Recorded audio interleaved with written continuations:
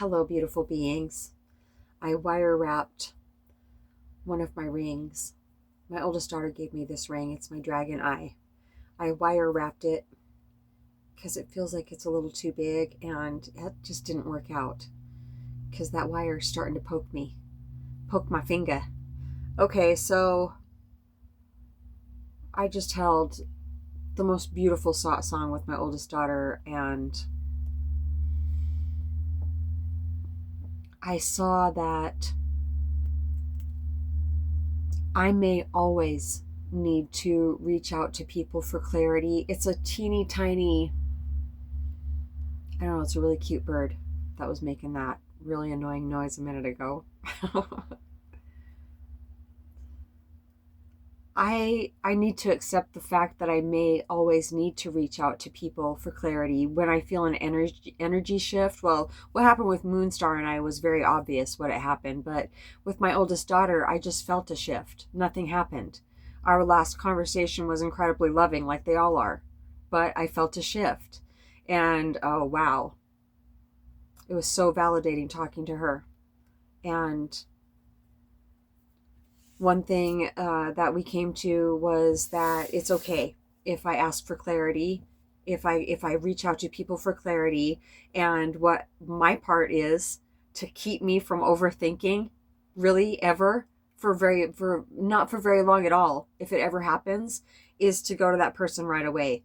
This, and I've told all of my kids this. I've told so many people this. This has been a channeled message over and over for people, is you need to address it right away. If it's something that is going to make you overthink, if there is a way to intercept that, do it. That's the most important thing in the world to me, is to not overthink. So, and they're reminding me, which is really great news, that the more I practice this, then anything that we practice becomes just automatic, right? From stick shift to automatic. Learning a new lesson. I've been learning Spanish for a while now, and it's really annoying some days. I don't want to do my lessons. Well, I only do one lesson some days, and that's fine. I'm learning stick-to-itiveness, and someday I feel I will be able to have a conversation, a good enough conversation with somebody that already speaks Spanish. You know, I really want to be able to talk to somebody that speaks Spanish, a bunch of different languages too, but I feel like it's really good for my brain to be learning Spanish. Learning a new language doesn't really matter. I started out with Italian, and I definitely want to learn, enough of that to have a conversation with somebody someday. But my oldest daughter she's already been learning Spanish for a long time, and I want to be able to talk to her. So my point was, working on not overthinking. I'm so desperate to not ever do it again that's why I work on it every day. If it's happening, they're saying, because I just doubted that I was actually working on that every day, but I am working on it every day, because every shed that we go through, every processing, all the processing, all the any of this ascension work leads to not overthinking. So that's good. I want to work on it 24/7 without resistance, though. It feels good to be feeling so much better. And so she validated me so hugely, because I just told her how I was feeling, but I knew it didn't make sense because last time we spoke, we're so close. And so, but I said, I've just been feeling like you're mad at me, you're upset with me. And it's just eating me alive. And she said that with her words were, I withdrew my energy. Yeah, because she said that our songs help her so much, and that she knows that I'm very, very happy to hold song with her and to help her through whatever she's going through. But all of a sudden, and this is what happens. This is the same exact thing that happens with other people when they leave my life. But see, we've worked on these things for so long now that my kids don't leave my life. My mom, Moonstar, they don't leave my life. But sometimes it gets very energetically intense for both of us because we're all ascending. There's no teacher-student here, ever. I don't feel like that in Song ever. It's an equal energy exchange. I feel like I get a lot more joy out of it at times because I get to channel the ancients. And I get to watch somebody go from, trapped in their head to down into their body. That I couldn't think of a greater gift to be able to do than to, and I have been, and it's just so beautiful to be able to help somebody feel, out of their head, back into their natural state of being. So she said that she had withdrawn her energy and she was thinking to herself, I just have to take a step back for a minute. She's been, really, really, really doing some major introspection. And a lot of that, and I know exactly where she's at. And so our last conversation that we had was, I said, if you have any mommy issues come up, please don't sit on them. Please, if please talk to me. Don't come to me angry about it because you've held it in for a long time. Please come to me right away. And that's exactly what I needed to do with her, like 5 days ago, when I started feeling this disconnect. If she didn't want to talk to me, she would say, I really don't feel like talking. But see, it would have made her feel a lot better too. But it happened exactly like it was supposed to. I've learned so much. But see, I just, the pain of being in my head is blissfully intolerable now. I have the gift of desperation, and that is, it just hurts too much to have it be like that. So I am now forced to realize, thank goodness, that I don't need to carry around the belief that I can't go to a person and ask for clarity.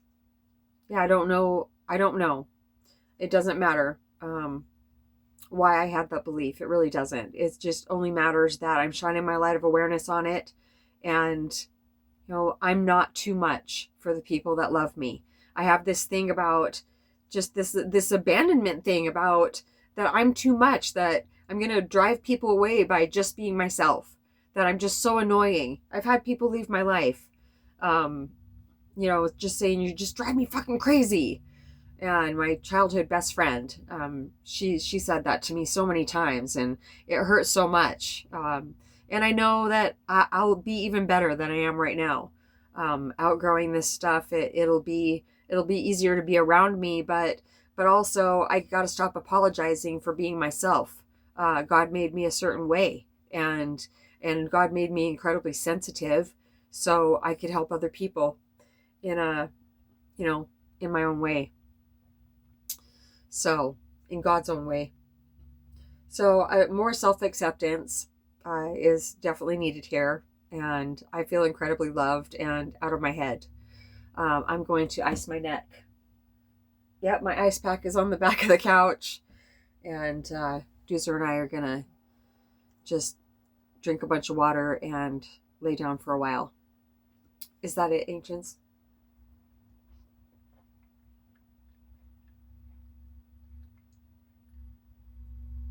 I heard somebody asking, well, what happens if, and there are situations like that where it's not possible to reach out to, it's not possible to take that action to get the immediate relief. Well, there are so many other tools that I use. That's the serenity prayer, the fear prayer. I call somebody else and talk about it. And this is a different type of, I don't call people and to just complain or gossip. I call people to get out of my head. That is the purpose. That is it. And it works every single time because I choose people that I trust, that I feel safe with, and that know exactly what's going on. And they're not like, it's holding satsang. Vice versa. If they call me and they're trapped in their head, we hold satsang. And that's just a heart-to-heart conversation. And when I'm just talking about what's going on in my life and I end the video, this has been satsang with Mama G and the Ancients, that's because that's what it is. It's talking about whatever is slaying us, whatever we can't stop thinking about. Sometimes we can't stop thinking about something because the divine just won't stop tapping us on the shoulder or hitting us on the head, depending on how long we've ignored the divine to pay attention and let go of whatever it is we're not letting go of, or whoever we're not letting go of. there's quite a few different reasons for overthinking. Sometimes it's just the collective consciousness. It's during a holiday when more people are depressed, like Valentine's Day. I was going to say Christmas, but Valentine's Day came out. Valentine's Day, Christmas, New Year's. Just think about it. How many people are grieving every single day? And if you're super empathic, Memorial Day, yeah, that's pretty rough. But hey, we're made like this. The ones that have come here and agreed to be so empathic, to feel everything so rawly, so rawly. We chose these lessons, and they're for the highest good of humanity. That's what I choose to believe. Water is very grounding. And okay, so what did she say? They keep bringing my eyes back to my water bottle. Thank you. So I was standing there looking out my window, and I said, the ancients just said that water is very grounding. I haven't really thought about that before. And she was telling me about, they're going right to the quote that just came out of her mouth. She said, well, yeah, I guess it does make sense that water would be grounding because water seeks lower ground. Whew. It took me a second, and I was staring out at a mountain, and then it hit me. Like, I saw it coming down a mountain into a river and then down into the ocean. And then I saw that happen in my body, and I could see why water was grounding. What our bodies are, 75% water? Yeah, of course it would be grounding, huh? They're also showing me on the movie What the Bleep Do We Know, how they have those jars of water and they have different words on the outsides of them. And the water is, how can did they see it under a microscope? Different patterns in the water anyway. The loving water and the water that said hate on it. There's a robin out in my yard with a big fat worm in her mouth. She's looking at me. I'm going to look that up. What's the spiritual meaning of seeing a robin? Oh, it's like renewal, rebirth. Man, oh man, I hope I'm out.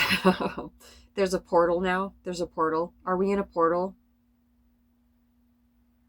I think we may be in a portal too. I forgot about those. I think that's it for now. We would love to hold satsang with you and help you get out of your head too if we possibly can. We love you so much.